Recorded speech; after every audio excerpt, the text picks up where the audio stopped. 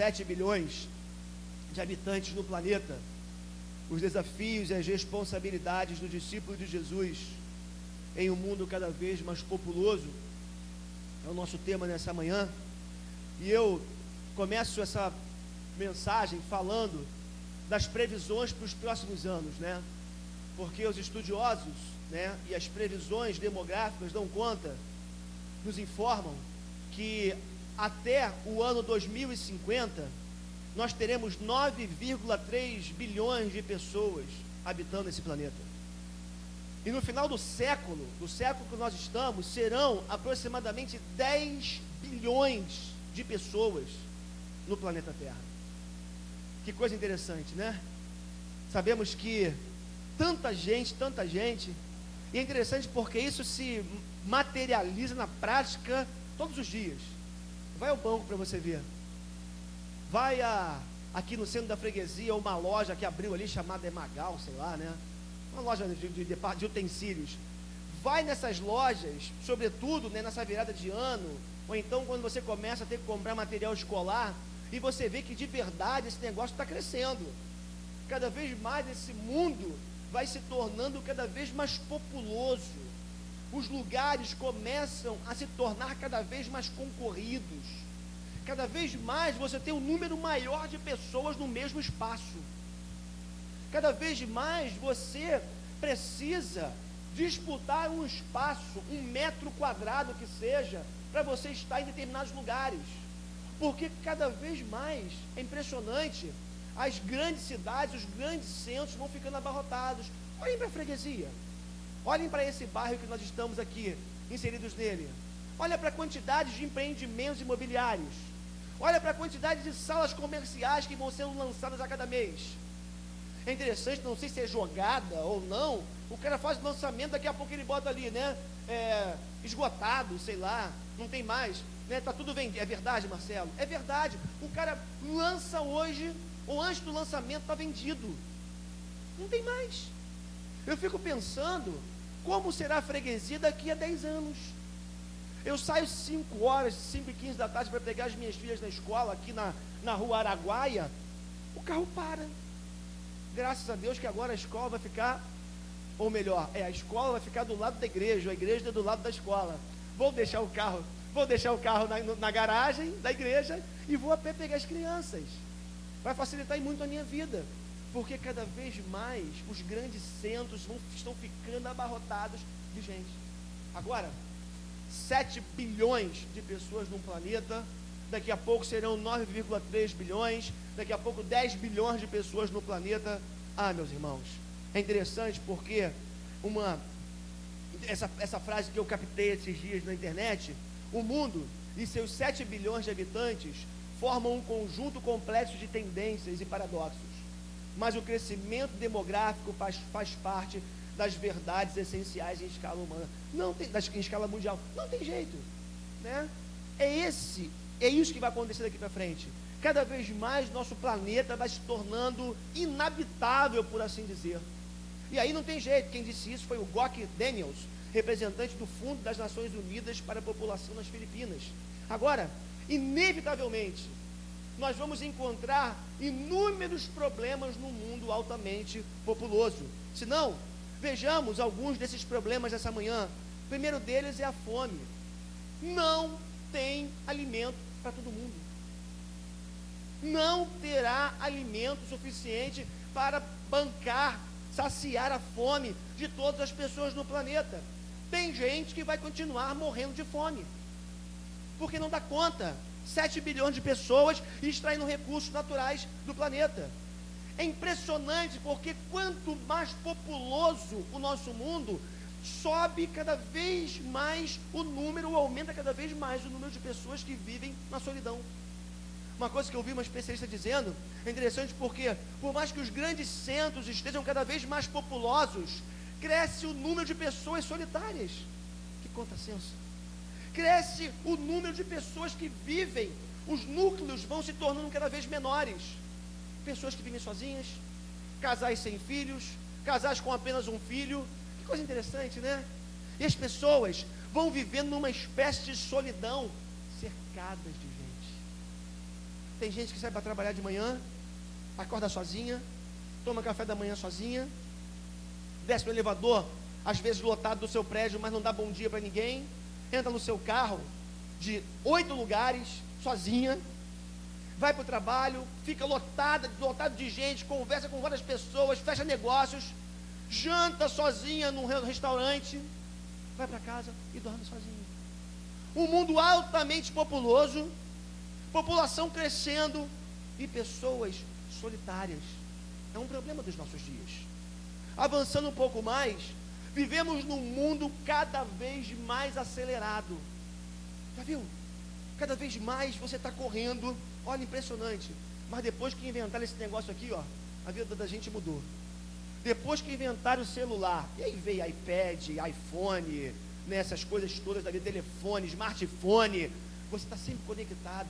E parece que esse negócio, esse negócio vai cada vez mais acelerando a sua vida. Não sei se você percebeu isso. A gente chega em casa, o corpo chega, né? Mas até você desacelerar um pouco, demora pra caramba. Você chega em casa agitado, acelerado, aí você senta e você levanta, vive naquela agitação, porque o mundo está cada vez mais acelerado, é inevitável. Vivemos num mundo onde a escravidão é uma marca. Quanto mais gente precisando sobreviver, mais gente vai sendo escravizada nesse processo. Impressionante, né? Como o sistema escraviza. Estou falando da escravidão do trabalho, mas estou falando da escravidão ao celular, como eu acabei de dizer para vocês. Estou falando da escravidão à internet, falando da escravidão que a gente vive muitas vezes a vícios do nosso cotidiano. Vícios que vão mudando os nossos hábitos, transformando nossa maneira de ser, e quando a gente vê, nós estamos presos a tantas coisas. Já percebeu isso? Já percebeu? Nós que prezamos tanto a liberdade, como que muitos de nós estamos presos a tantas coisas, presos a pessoas que não nos liberam, presos a trabalho excessivo, presos a, como eu falei aqui, a esses meios de comunicação. É impressionante como que cada vez mais a gente está sendo escravizado por coisas que vão aí dominando a gente. Avançando um pouco mais, o mundo que nós vivemos é um mundo altamente egoísta. É um outro problema dos nossos dias. Aquele velho ditado, né? Farinha pouca, meu pirão primeiro. O sujeito pensa nele, na família dele, nos dele, e o resto que se dane, desculpa a expressão. Então vivemos num mundo egoísta, onde as pessoas só pensam em si. Isso é problemático. No mundo de 7 bilhões de pessoas, o sujeito pensar só nele. No mundo com uma população tão grande, o sujeito só pensar nele, olhar para ele, para os problemas dele. Ah, meus irmãos, esse negócio gera problema. Avançando, o esgotamento do solo. Daqui a pouquinho nós vamos ver alguns princípios bíblicos para isso, mas não tem jeito. Vivemos num mundo onde cada vez mais os combustíveis fósseis são explorados. Vai chegar um ponto onde vai se sugar tanto, ou vão se sugar tanto do sol, dos recursos naturais, que vai acabar. Vai acabar a água. Tem uma previsão que em 2050 nós vamos ter sérios problemas com água. Já imaginou? A ficção se tornando realidade. Aquele filme que a gente viu lá atrás, onde tinha guerra por água, e você falava, que é isso, né? No Brasil então, com essa fartura toda, vai chegar o momento em que os recursos naturais vão se esgotar. Não tem como tirar alimento do solo, o solo vai ressecando, aquecimento global, tudo isso arrebentando com o solo, arrebentando com os recursos naturais. Mas um problema, já falei aqui, a escassez da água, que é algo inevitável, né, se não for feito alguma coisa urgente, e a concorrência dos nossos dias, né? É impressionante, mas cada vez mais, nós vamos concorrer com pessoas a tantas coisas. Falei do espaço aqui, mas aqueles que já fizeram concurso público sabem do que eu estou falando. Marcelo, você lembra quantas pessoas concorreram com você quando você concorreu lá ao cargo lá na defensoria? Lembra? 10 mil, Daniel, mais ou menos isso, né? Enfim, a Fernanda não está aqui agora, ela fez concurso há pouco tempo também, ela deve saber quantas pessoas concorreram com ela. A tendência é cada vez mais esse número aumentar. Então você vai para uma vaga de emprego, a fila vai crescer cada vez maior. O mundo vai concorrer cada vez mais, as nações vão concorrer cada vez mais, as pessoas vão viver num processo de concorrência cada vez mais acirrado. Fico pensando nas minhas filhas, daqui a 12, 13, 14 anos, sei lá, 12 anos, 13 anos, quando começarem a entrar no mercado de trabalho. Concorrência, mais gente, menos possibilidades, mais gente, maior a concorrência. E aí, o que acontece é que cada vez mais essa luta, ela vai se acirrar. 7 bilhões de pessoas que eu falei, né? 7 bilhões de pessoas foram anunciadas essa semana, mas esse negócio teve um começo. Vamos ver como que isso começou na história? E a história bíblica vai nos ajudar nessa manhã um pouquinho a entender como tudo isso começou. Olha só, o texto de Gênesis, capítulo 1, vai nos dizer assim, se você quiser achar na sua Bíblia, eu vou dar um tempo para você achar, tá bom? Gênesis 1, a partir do verso 26, vai dizer assim: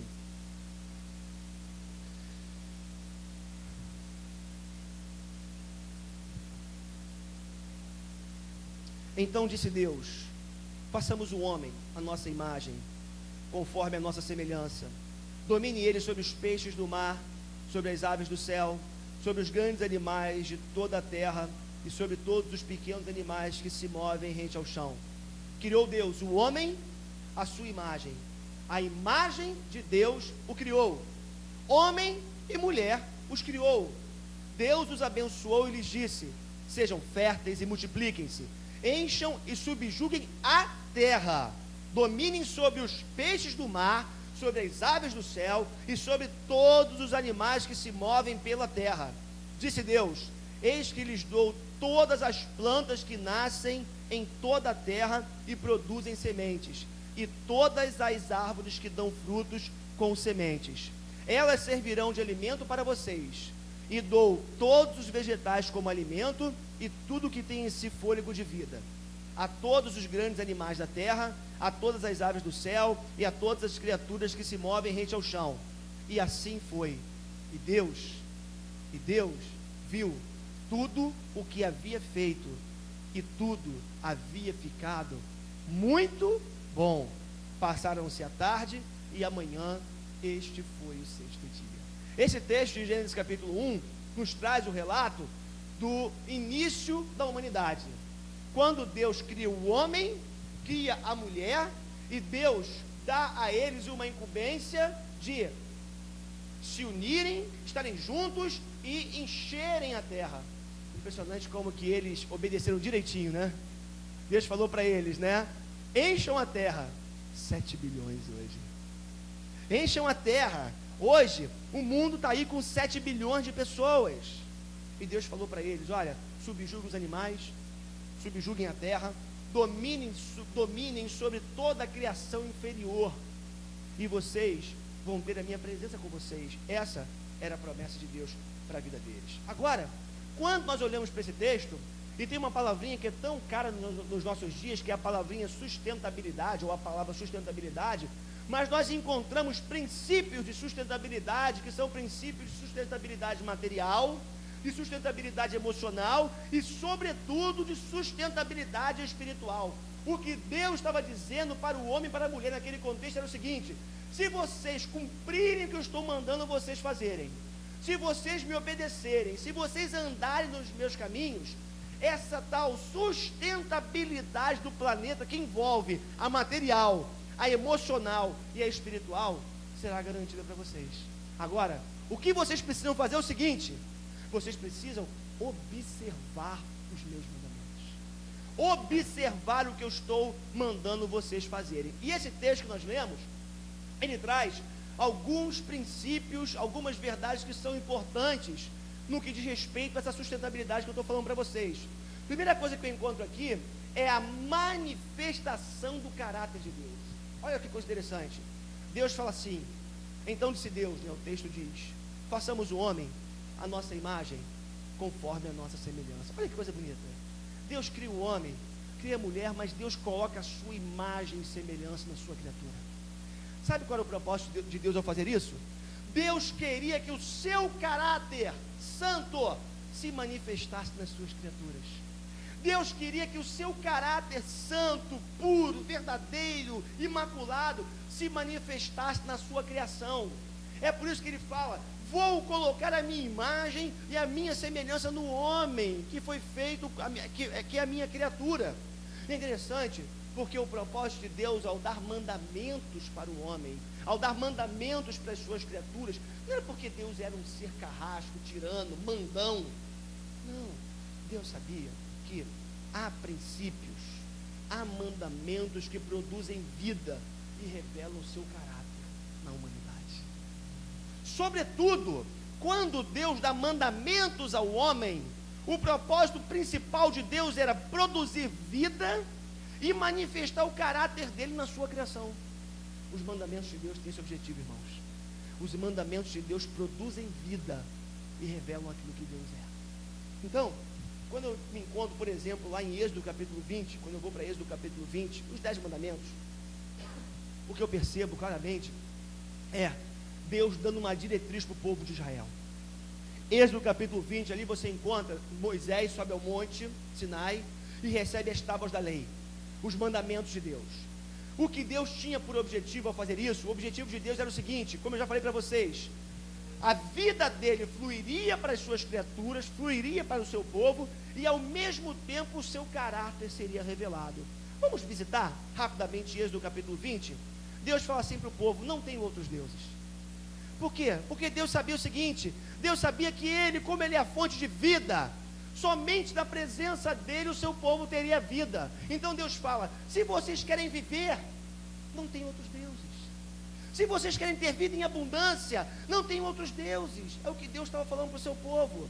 Mas ainda, não façam ídolos, porque os ídolos corrompem o caráter. Eu estou falando do caráter de Deus essa manhã. Eu estou falando que Deus revela o seu caráter nos seus atributos, que Ele colocou no homem, colocou na mulher. Toda vez que você ou qualquer pessoa adora a um ídolo, você está reduzindo Deus a uma imagem, você está reduzindo o caráter de Deus, você está reduzindo Deus soberano a uma simples imagem. E Deus fala que isso, além de pecado da idolatria, é tolice, é perda de tempo.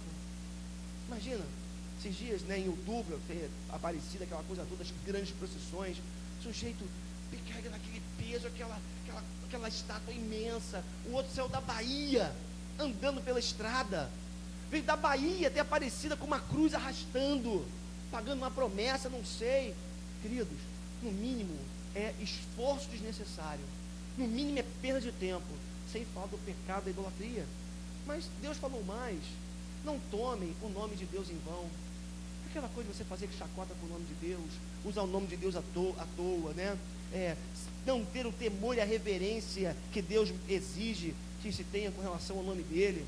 Deus falou a respeito de lembrar do sábado. Já parou para imaginar? Esse é um princípio lá da lei de Moisés, que Deus deu a Moisés. Era um princípio muito interessante, porque lembra que eu falava antes dessa mensagem da necessidade que nós temos de estabelecermos algumas disciplinas pessoais para a gente? Lembram disso? Falando da oração. Deus sabia que o povo, se deixasse, o povo não parava. A gente não é assim? Deixar, a gente não para.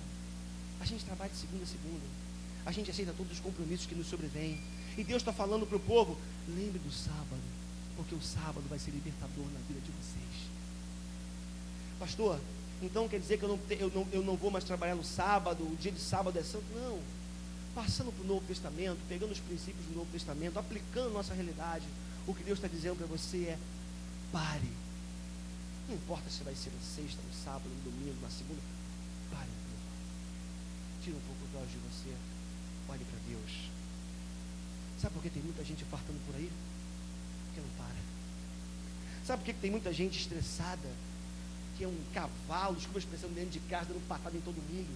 Porque vive estressado, porque não para. Lembre do sábado, para você parar um pouco. Honre o pai e a mãe. Primeiro mandamento como promessa: não mate, não adultere, não furte, não dê falso testemunho, não cobice aquilo que não é seu, aquilo que Deus não te deu. Contentamento. Mandamentos de Deus que produzem vida e revelam o caráter de Deus. Quero avançar um pouquinho mais nesses mandamentos, porque eu entendo que, pelo fato de nós não observarmos os mandamentos de Deus, é que muitas vezes, meus irmãos, a nossa vida vive arrebentada, e por causa disso, o nosso mundo está arrebentado. Olha só, coisa bonita. Êxodo capítulo 21, versos 2 e 3. Se você comprar um escravo hebreu, ele o servirá por 6 anos, mas no 7º ano será liberto, sem precisar pagar nada. Se achou solteiro, solteiro receberá liberdade, mas se chegou casado, sua mulher irá com ele. Olha que coisa bonita na lei de Moisés, que Deus deu a Moisés. Sabe o que é isso aqui?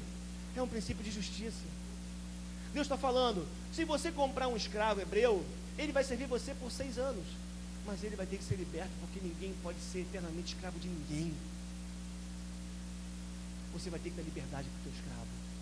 Você botou dinheiro nele, ele te serviu, agora você vai libertá-lo. Princípio de liberdade maravilhoso que a gente encontra na palavra de Deus. Mas ainda, que coisa bonita, se fizerem empréstimo a alguém do meu povo, algum necessitado que viva entre vocês, não cobrem juros dele, não emprestem visando lucro. Se tomarem como garantia o manto do seu próximo, devolvam-no até o pôr do sol, porque o manto é a única coberta que ele possui para o corpo. Em que mais se deitaria? Quando ele clamar a mim, eu o ouvirei, pois sou misericordioso. Olha que coisa bonita. Princípio de misericórdia. O que o texto está falando? Olha, a gente não pode tirar o couro de ninguém. A gente não pode tirar a pele de ninguém. A gente não pode tirar a proteção de ninguém. Se você emprestou dinheiro, não empreste visando lucro. Se você emprestou dinheiro e você tomou como garantia a capa de alguém, mas isso é a única coisa que aquela pessoa tem para se aquecer no frio, devolva por misericórdia. Haja com misericórdia com essa pessoa. Interessante, né? Porque às vezes a gente fica tão tomado pelos nossos direitos. Irmãos, eu vou dizer uma coisa para vocês. Eu acredito que o nosso direito tem um limite. Ou os nossos direitos têm alguns limites. E um dos limites que nós temos que estabelecer para o nosso direito é a misericórdia com a vida do outro. É você entender o momento do outro, a condição de vida do outro. É você entender o que aquela pessoa está passando. Princípio de misericórdia. Sabe por que o mundo está como está? Porque todo mundo tem seu direito. Eu tenho direito. Eu tenho direito. É meu direito. Eu conquistei. Não vou abrir mão. E por causa disso, o mundo está se destruindo. Avançando um pouco mais, dentro dos princípios que produzem vida e revelam o caráter de Deus, não acompanhe a maioria para fazer o mal. Ao testemunhar num processo, não perverta a justiça para apoiar a maioria, nem para favorecer o pobre num processo. Não perverta o direito dos pobres em seus processos. Não se envolva em falsas acusações, nem condene à morte o inocente e o justo, porque não absolverei o culpado. Não aceite suborno, pois o suborno cega até os que têm discernimento e prejudica a causa do justo. Princípios de Deus para a humanidade. Agora você liga a televisão, no Jornal Nacional, o Jornal da Band, tantos jornais aí ao longo da semana à noite, o que você vê é corrupção, o que você vê é suborno, o que você vê é gente levando dinheiro, o que você vê muitas vezes é uma justiça parcial. Sabe por quê? Porque os princípios de Deus que produzem vida não são observados no nosso planeta de 7 bilhões de habitantes. Avançando um pouco mais com você, plantem e colham em sua terra durante 6 anos, mas ao 7º deixem-na descansar sem cultivá-la. Assim, os pobres do povo poderão comer o que crescer por si, e o que restar ficará para os animais do campo. Façam o mesmo com as suas vinhas e com seus olivais.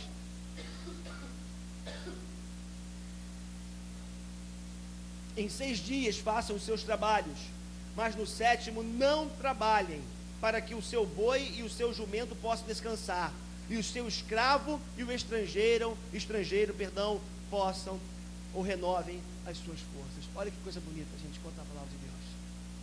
Trabalhe por 6 dias, trabalhe a terra por 6 dias, mas deixe a terra descansar no 7º dia. O 7º dia é o dia do alimento cair no chão, e aquele que não tem ali sustento, não tem como se alimentar, ele possa ir recolher ele mesmo o seu sustento. É o dia dos animais comerem os alimentos que caem no chão, nas plantações. Trabalhem por 6 anos, arem a terra por 6 anos, mas no 7º ano, deixem a terra descansar. Meus irmãos, princípio fundamental de renovação do solo. Sabe por que a terra está sendo destruída? Porque o sujeito chega num determinado espaço, ele usa, até não ter mais o que tirar dela. Sabe o que Deus está dizendo? Deixa a terra descansar. Sejam inteligentes, não sejam burros. Não pensem só no hoje. A terra precisa ter descanso. A terra precisa respirar, renovar, para que ela volte com todo o vigor e produza alimento de novo. O que a gente vê nos nossos dias? Máquinas chegam, trabalhadores braçais chegam, esgotam todo o potencial da terra, até não ter mais, eles vão para outro lugar, destruir num outro lugar. Além disso, pensem naqueles que trabalham para vocês, eles precisam de descanso. Tem um detalhe, né? Um ano sem colher nada. Já pensou, João Marcelo? Você depender de uma plantação e Deus fala para você, tem um detalhe, João Marcelo, dei uma terra para você, você vai cultivar essa terra, mas só por 6 anos, porque no 7º ano, durante um ano inteiro, você não vai cultivar nada. Sabe o que Deus estava chamando o povo também? Para um passo de fé. Vocês precisam crer que no descanso de vocês e no descanso da terra, eu faço provisão da necessidade de cada um de vocês. Promessa de Deus. A gente trabalha, porque a gente acha que a gente não pode parar, porque a gente depende do nosso trabalho, e Deus está falando, pare, descanse, faça prova de mim, que você vai ver como que eu vou suprir as suas necessidades.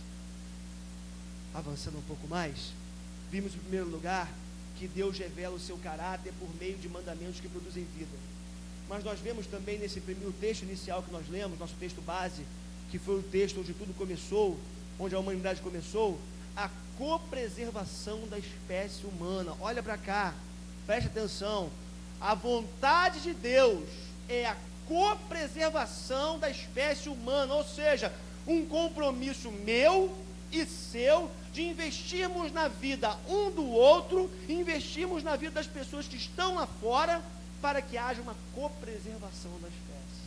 Da onde que eu tiro isso? O texto diz assim para a gente, domine ele sobre os peixes do mar, sobre as aves do céu, sobre os grandes animais de toda a terra e sobre todos os pequenos animais que se movem rente ao chão. Percebeu que Deus não mandou o homem dominar sobre o homem? Percebeu que Deus não mandou o homem oprimir o homem? Percebeu que Deus não mandou o homem acharcar ninguém? Mas ele falou, domine sobre os peixes do mar, sobre as aves do céu, sobre os grandes animais de toda a terra e sobre todos os pequenos animais que se movem rente ao chão. Sabe qual é o problema? Nos nossos dias, o que a gente vê é homem oprimindo o homem. Nos nossos dias, o que nós vemos é, ao invés da copreservação, o princípio egoísta do farinha pouca, meu pirão primeiro prevalecendo, onde o sujeito pisa no outro para se dar bem, destrói o outro para se dar bem. No mundo de 7 bilhões de pessoas, 7 bilhões de pessoas, um pisando na cabeça do outro. Você imaginou esse negócio onde vai acabar? E Deus está dizendo, esse domínio não pode ser de criatura, homem para homem, mas sim sobre a criação inferior. Então, é da vontade de Deus a copreservação da espécie. Irmãos, se a gente não pode viver esse princípio num âmbito, numa esfera maior da existência, vamos começar a viver no nosso oikos. Eu gosto muito dessa palavra oikos no grego, significa casa. A casa, o oikos do cristão, é todo lugar que Deus coloca ele para viver. Preserve a vida das pessoas que convivem com você na sua casa. Preserve a vida, a integridade das pessoas que convivem com você no seu ambiente de trabalho. Preserve a integridade física, emocional, espiritual das pessoas que convivem com você na sua igreja. O que eu estou querendo dizer para você, que é da vontade de Deus, que eu e você investamos mais na vida um do outro. É como a gente sempre fala, né? Para jogar para baixo, é fácil. Assim, ó. Agora, para estender a mão e puxar, e ajudar, investir na vida do irmão, de uma pessoa que necessita, aí são poucos. Domine sobre os peixes do mar e sobre as aves do céu, e não sobre o seu próximo, sobre os seus semelhantes. Avançando, é da vontade também de Deus que haja a manutenção do seu projeto original. Sabe por que o mundo, ele vive um caos nos nossos dias? Porque Deus estabeleceu um projeto original, mas o homem o tempo todo vem tentando mudar o projeto de Deus. Olha o projeto de Deus no início, qual foi, meus irmãos? Diz assim: homem e mulher os criou. Opa! Homem e mulher os criou. Não tem meio termo aqui não, né? Não tem nenhum ser andrógeno aqui não, né? Homem e mulher os criou. E os abençoou e disse: sejam férteis e multipliquem-se, encham e subjuguem a terra. Deus criou um propósito, um projeto inicial para a família. O objetivo de Deus, o propósito de Deus é: homem, deixe seu pai, deixe sua mãe. A mulher, deixe seu pai, deixe sua mãe. Ambos se unam numa união de amor na presença de Deus. Homem e mulher. Procriem, usem o sexo para procriação, tenham o sexo como uma bênção de Deus para prazer do casal. Essa é a vontade de Deus. Encham a terra, um homem e uma mulher. Sabe qual é o problema? O homem, ao longo da história, vem pervertendo a criação de Deus, vem mudando o projeto original de Deus. E aí, quando eu olho para o texto bíblico, a sequência que diz assim: e assim foi, e Deus viu que tudo que havia feito, Deus viu tudo que havia feito, e tudo havia ficado mais ou menos, precisando de retoque, precisando dar uma garibada. É isso que está escrito? Não, o texto diz que Deus olhou para a sua criação, viu o que havia feito, e viu que tudo havia ficado muito bom. A criação de Deus é perfeita, a vontade de Deus é perfeita. Aí, eu estava assistindo aquele programa Entre Astros essa semana, sobre esse tema, os 7 bilhões de habitantes do planeta, e me encontrei com a declaração dessa mulher, Elisabeth Rodinesco, uma psicanalista francesa. A família do futuro está sendo continuamente reinventada. Tem que ser, né? Sabe por quê? Porque o homem, todos os dias, vem tentando mudar o que Deus criou de forma tão boa. E aí, o ideal de Deus para a família vai sendo mudado. Não esqueço, eu morava num apartamento antes do meu atual, um prédio que eu morei ali, perto do autódromo, e eu tinha uma vizinha de porta, onde ela tinha um filho, mais ou menos 6 anos à época, e ela vivia com uma outra mulher. Era um casal, e o menino era filho do casal, digamos assim. O que me chamava a atenção é que o menino às vezes batia na porta lá de casa para brincar com as meninas. A Júlia ainda muito pequenininha, ele ia com 2 Barbies para brincar com as meninas, né? E uma vez assim, de uma forma, não tive como não perguntar, né? Falei: cara, você brincando, né? Que boneca, tudo não, minha mãe me deu a minha boneca. É interessante porque na sequência, a outra mulher que formava o casal, ela ficou grávida para aumentar a família. E aquela família ficou formada, um casal homossexual e 2 irmãozinhos pequenos. Isso é muito comum nos nossos dias, né? Marcelo estava aqui semana passada, o STF, né, já autorizando um casamento, não mais uma união estável, um casamento de 2 mulheres, não foi isso? Você falou semana passada aqui, né, Marcelo? Decisão do STF. Que normal. Por quê? O homem vem reinventando a cada dia aquilo que Deus fez. A família do futuro está sendo continuamente reinventada. 2 homens com crianças, casal homossexual, quer homem, quer mulher. E o homem, a humanidade vai tentando o tempo todo reinventar aquilo que Deus criou. Agora, falamos de sustentabilidade, né? No início aqui falei de sustentabilidade com vocês. A pergunta que eu faço é: Será possível a construção de um mundo ou uma sociedade sustentável? Eu trago como resposta o texto de Romanos capítulo 8, versos 18 a 23, que eu queria compartilhar com vocês. Considero que os nossos sofrimentos atuais não podem ser comparados com a glória que em nós será revelada. A natureza criada, a criação como um todo, aguarda com grande expectativa que os filhos de Deus sejam revelados, pois ela, a criação, foi submetida à futilidade, não pela sua própria escolha, mas por causa da vontade daquele que a sujeitou, na esperança de que a própria natureza criada será libertada da escravidão, da decadência em que se encontra, recebendo a gloriosa liberdade dos filhos de Deus. Sabemos que toda a natureza criada geme até agora, como em dores de parto.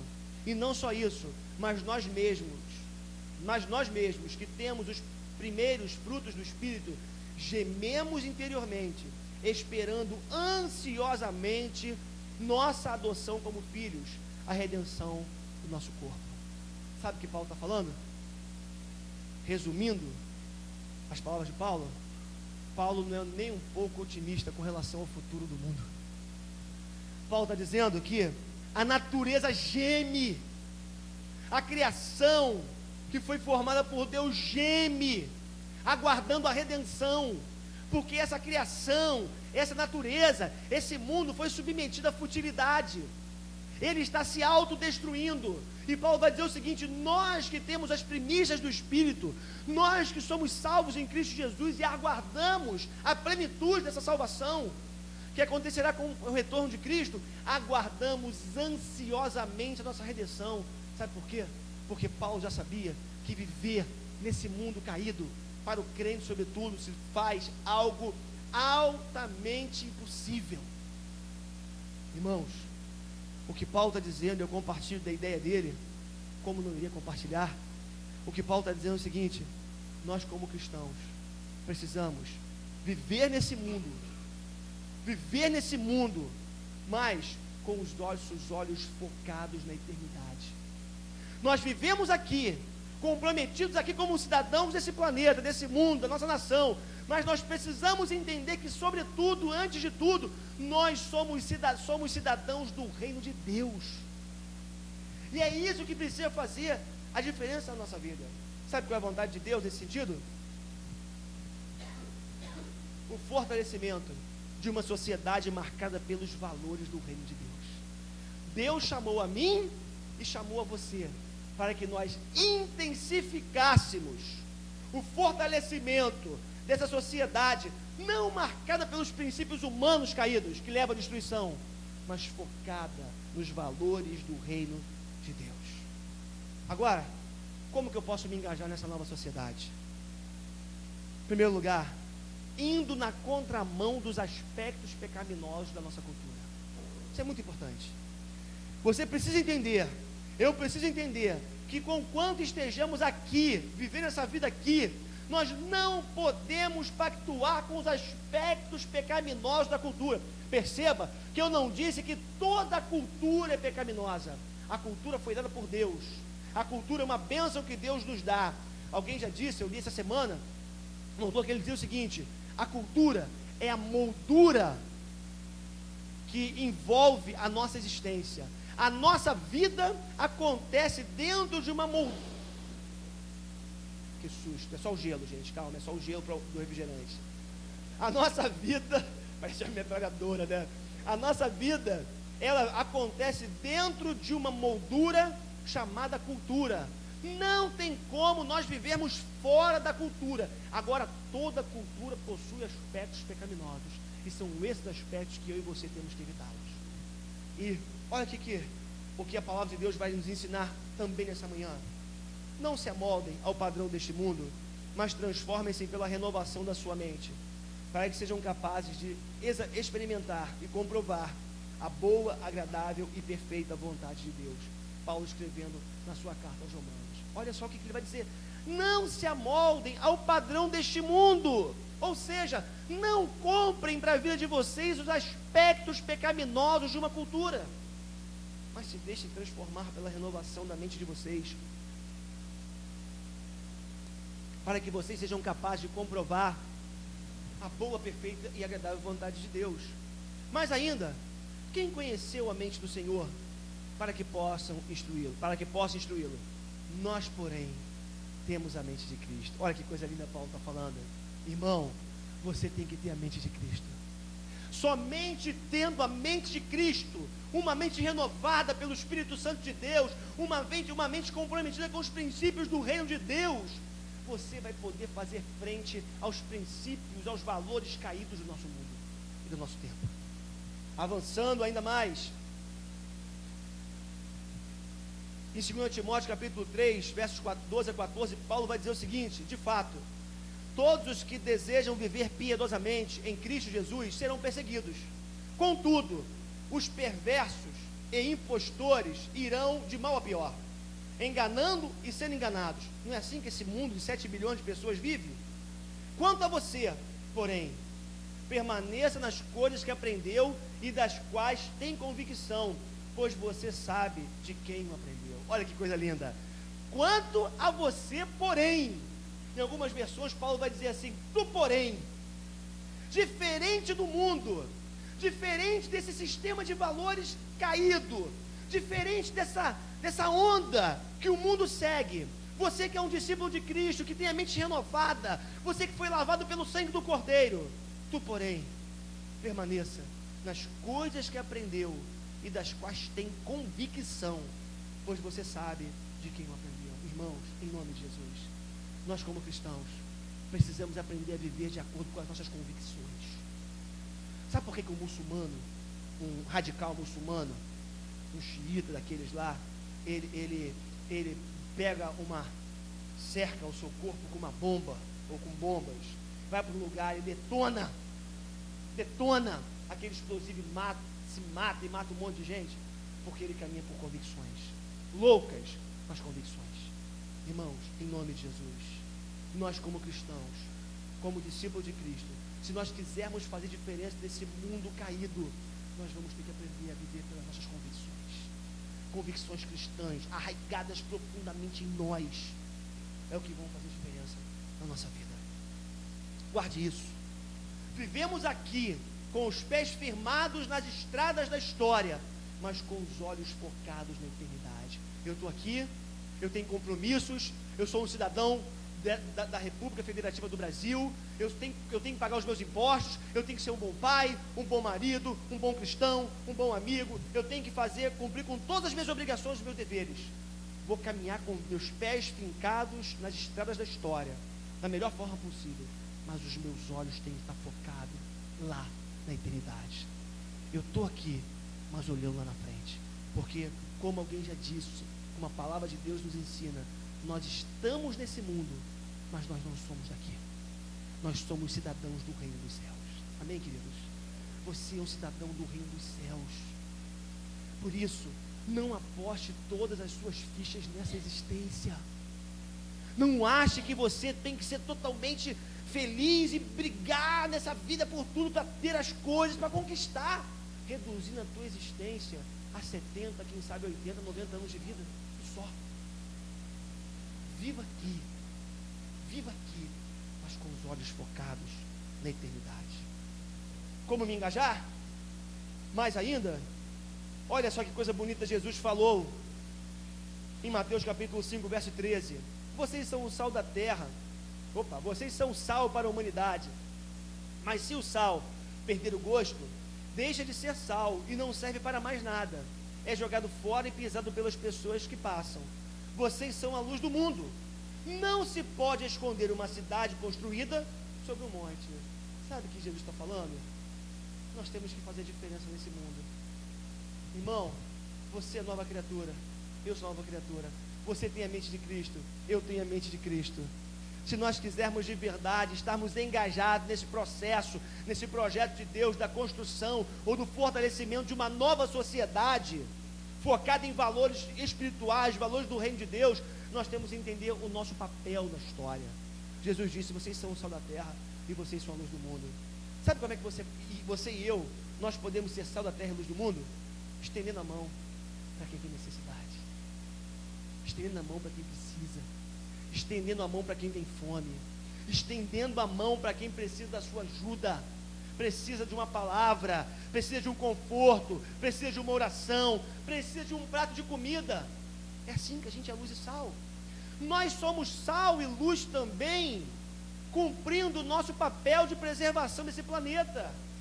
Não importa se esse planeta está com seus dias contados ou não, não importa se o outro não faz a sua parte, eu e você não podemos jogar lixo no chão.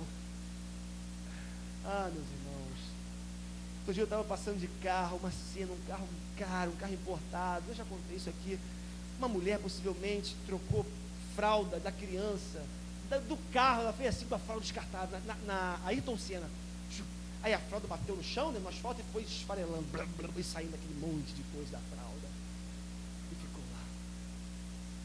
Quantas vezes eu já vi carros, né, e aí é lição para mim também, para todos nós, com plástico lá, né, só Jesus salva, eu e minha casa servimos ao Senhor, peixinho, cruzinha, e o cara vai fazendo uma bandalha de trânsito, ultrapassando, fazendo um monte de besteira no trânsito. Está vendo uma reportagem essa semana falando do índice de homicídios no trânsito? Quantas pessoas morrendo por conta da irresponsabilidade de motoristas, embriagados, bebem e vão dirigir. Irmãos, em nome de Jesus, eu e você precisamos fazer nossa parte. Não importa se o seu vizinho de porta não faz, nós temos que fazer. Não importa se quem mora com você na sua casa essa pessoa deixa a torneira ligada, nós não podemos deixar. Nós temos que cuidar desse planeta, nós temos que cuidar desse mundo, nós temos que preservar o máximo possível. Eu gosto dessa metáfora da luz, do sal, porque a luz, ela ilumina trevas, e o sal, ele tem propriedades que são terapêuticas, né? O sal preserva, o sal dá sabor, o sal ele cura. Quantas coisas o sal pode fazer?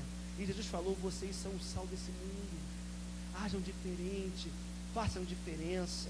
Então, irmãos, em nome de Jesus, né, nosso papel tem que ser feito na preservação, na reciclagem. O cristão tem que dar exemplo.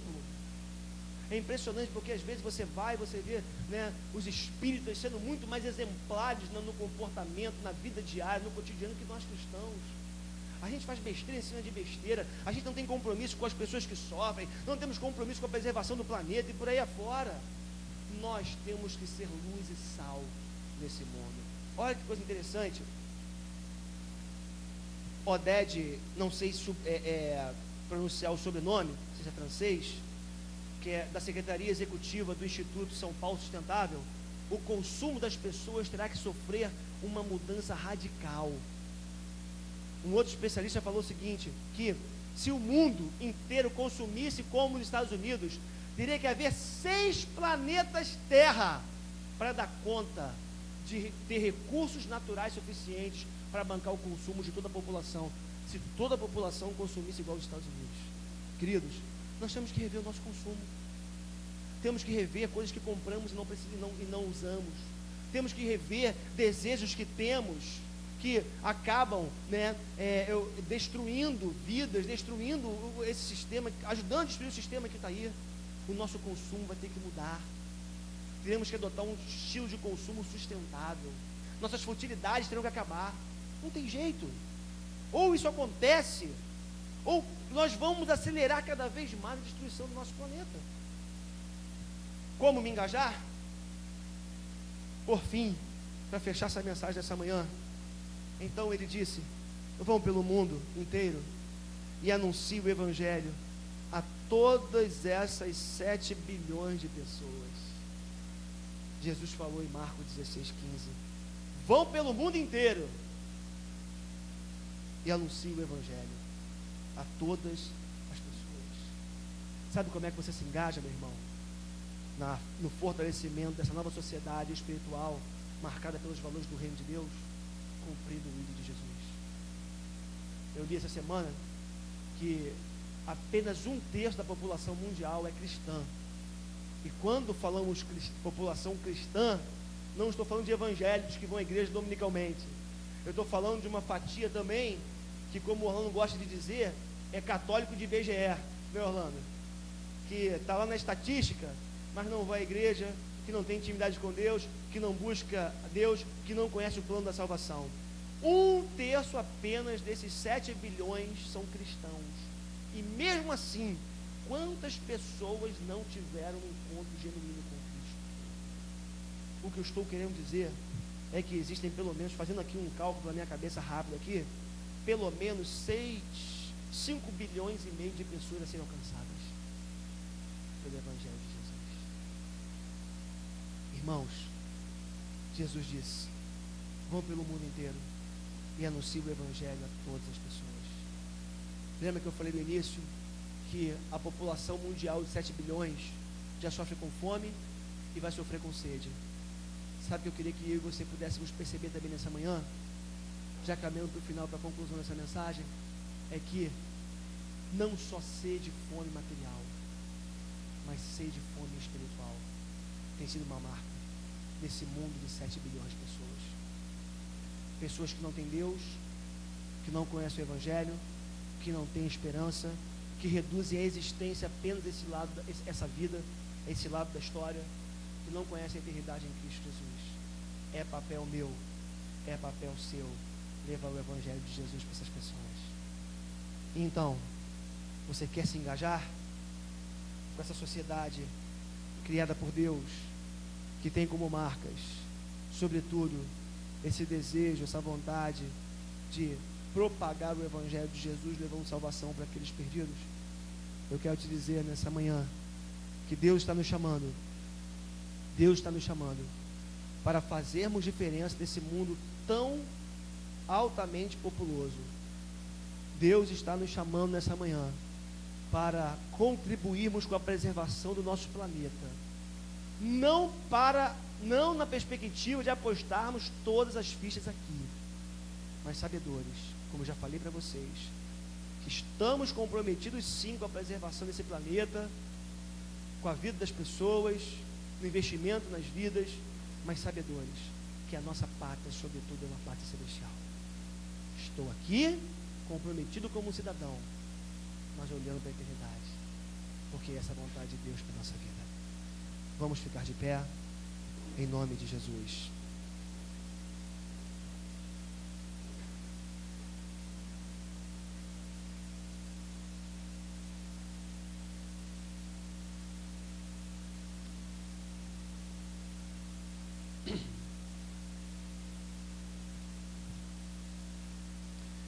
É um grande desafio você ser um discípulo de Jesus nesse mundo.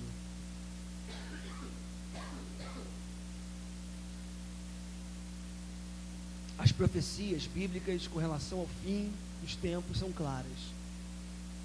A palavra de Deus diz que no fim os homens seriam amantes de si mesmos, filhos se levantariam contra os pais, irmão contra irmão.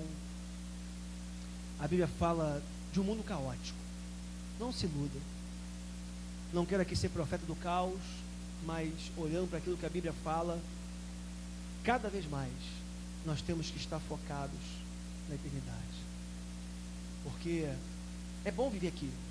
Eu gosto de morar onde eu moro. Eu gosto de descer com as minhas filhas lá no meu condomínio. É muito agradável. Eu gosto da vida que eu vivo, dos amigos que eu tenho, daquilo que eu faço. Eu gosto. Mas, irmãos, seria uma mediocridade sem tamanho da minha parte achar que o melhor de Deus é isso. Não é. O mundo está podre. Esse mundo que nós vivemos está podre. Crianças sofrendo bullying na escola, assédio moral no trabalho, destruição, guerra, quantas coisas feias, né? A gente encontra todos os dias. E nós cristãos, estamos inseridos nesse mundo.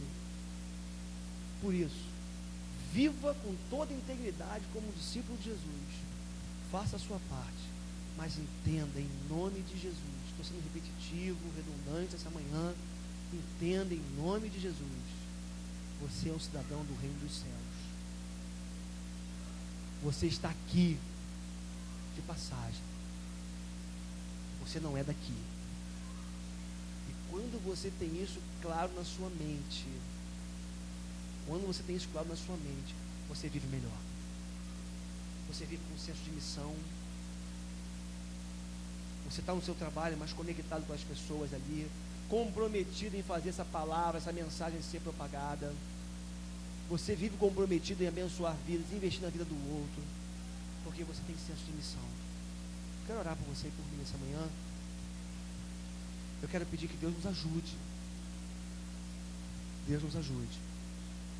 Eu não sei se em 2050 nós estaremos aqui ainda com 9,3 bilhões de pessoas. Não sei se nossos filhos estarão aqui em 2100 com 10 bilhões de pessoas. Mas uma coisa é certa. Quando nós levamos em consideração a totalidade da família de Deus, a totalidade do povo de Deus que viveu nesse mundo ao longo de toda a história e que ainda vai viver aqui nesse planeta pelos próximos anos, irmãos, nós percebemos que nós fazemos parte de uma grande família, de um grande povo. O povo que Deus tem separado, o povo que Deus tem abençoado, o povo que Deus tem chamado para cumprir os seus propósitos aqui nesse mundo e viverem eternamente com Ele na glória. Eu quero orar por você, orar por mim, porque eu sei que você vive lutas, porque eu sei que nem tudo são flores, porque eu sei que amanhã você vai batalhar por um espaço no sol, amanhã, segunda-feira, você vai viver as lutas das concorrências e perseguições desse mundo de tantos bilhões de pessoas.